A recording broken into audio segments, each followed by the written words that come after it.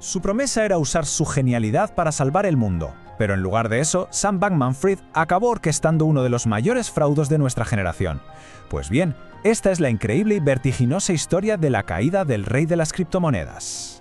Solo había que mirarlo, el pelo alborotado, siempre en camiseta y pantalones cortos.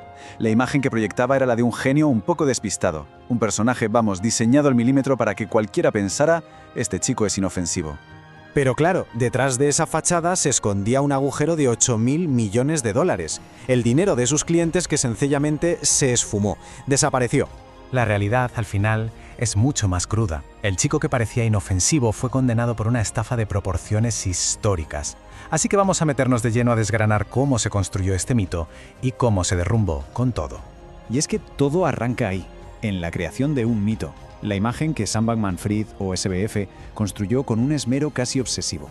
La del genio que solo quería salvar el mundo. Es que no era para nada el típico CEO trajeado de Wall Street. A ver, era graduado del MIT y ex-trader de una firma de élite, sí, pero vivía como un universitario. Era vegano, vestía de cualquier manera y compartía un ático de lujo en las Bahamas con 10 amigos. Cada detalle, cada pequeña cosa formaba parte de una narrativa muy bien pensada para parecer diferente. El pilar, la base de todo este personaje, era el llamado altruismo eficaz.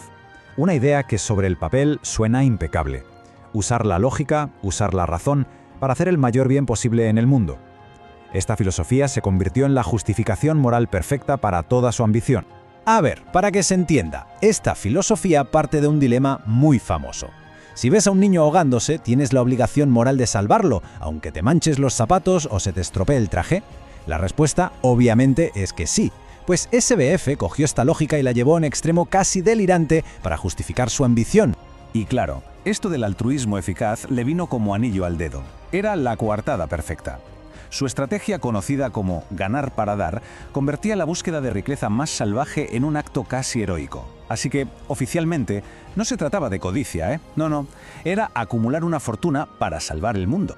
Pero bueno, esta filosofía no se quedó en una simple idea, que fue el auténtico motor de un imperio cripto que creció, a una velocidad de vértigo. Es que el ritmo fue una auténtica locura. En apenas 5 años pasó de fundar una pequeña empresa de trading a dirigir uno de los mayores exchanges del planeta y a tener una fortuna personal de miles de millones. El crecimiento era tan rápido que parece que nadie se paró a mirar la letra pequeña. Y claro, en muy poco tiempo ya no era solo un gigante de las criptomonedas, era un actor político de primerísimo nivel. Donó unos 40 millones de dólares en un solo ciclo electoral, sobre todo a demócratas, pero es que luego él mismo admitió haber soltado una cantidad parecida a los republicanos, eso sí, por la puerta de atrás, con dinero opaco. El objetivo era evidente, comprar influencia en Washington.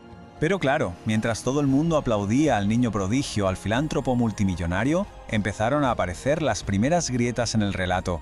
La historia perfecta comenzaba a tener partes que simplemente no encajaban. Y aquí es cuando la pregunta clave empieza a resonar cada vez más fuerte. Pero vamos a ver, ¿de dónde salía realmente tantísimo dinero? La respuesta era mucho más oscura de lo que nadie podía imaginar. El engaño era absoluto. Mientras él salía a Twitter a decir, tranquilos, FTX está bien, los activos están bien, por detrás, en secreto, estaba desviando miles de millones de dólares del dinero de sus clientes a su otra empresa, Alameda Research, para intentar tapar las pérdidas gigantescas que tenían. Y por si a alguien le quedaba alguna duda de su nivel de cinismo, atentos a esto porque es una de sus propias frases de una conversación privada.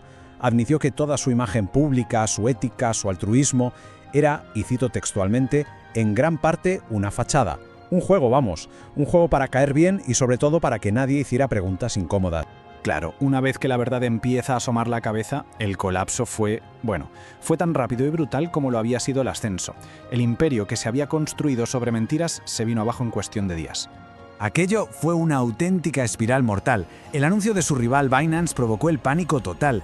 Los clientes corrieron a sacar su dinero, un dinero que simplemente ya no estaba allí. En menos de una semana, una empresa que estaba valorada en 32.000 millones de dólares se convirtió literalmente en cenizas. Ojo a esta frase porque es demoledora. Y lo es sobre todo porque la dice la persona que se encargó de liquidar Enron, que fue uno de los mayores fraudes de la historia. Pues bien, según él, lo que se encontró dentro de FTX era infinitamente peor. Un caos sin precedentes. Y del colapso financiero pasamos al juicio penal. La imagen del genio altruista quedó completamente destrozada en la sala del tribunal. donde todos los detalles sórdidos del fraude por fin salieron a la luz. Aquí el jurado, la verdad es que no tuvo ninguna duda. Culpable de todos y cada uno de los cargos. Fraude electrónico, conspiración para cometer fraude, blanqueo de capitales, el veredicto fue unánime. Contundente. Y esta es la consecuencia final. 25 años. 25 años de cárcel. El final del camino para el autoproclamado salvador del mundo. Y ahí está la ironía final, la más cruel de todas. El hombre que se vendió al mundo como un filántropo, como un altruista, acabó condenado por robarle los ahorros a miles de personas corrientes que confiaron en él. Y todo esto, al final, nos devuelve al principio, a esa filosofía que parecía tan noble. La historia de SBF nos obliga a plantear una pregunta ética que es profundamente incómoda. Si de verdad crees que estás destinado a hacer un bien inmenso, ¿está justificado saltarse las reglas? ¿Incluso cometer delitos por el camino? Su caso es una respuesta aterradora a esa pregunta. Quizás lo más inquietante de todo es darse cuenta de lo fina, de lo increíblemente delgada que es esa línea. ¿Cuántas veces hemos aplaudido a visionarios ambiciosos sin cuestionar ni un segundo sus métodos? La historia de Sam Bankman-Fried es un recordatorio terrible de que a veces la diferencia entre un genio que cambia el mundo y un estafador solo la vemos por el retrovisor, cuando ya es demasiado tarde.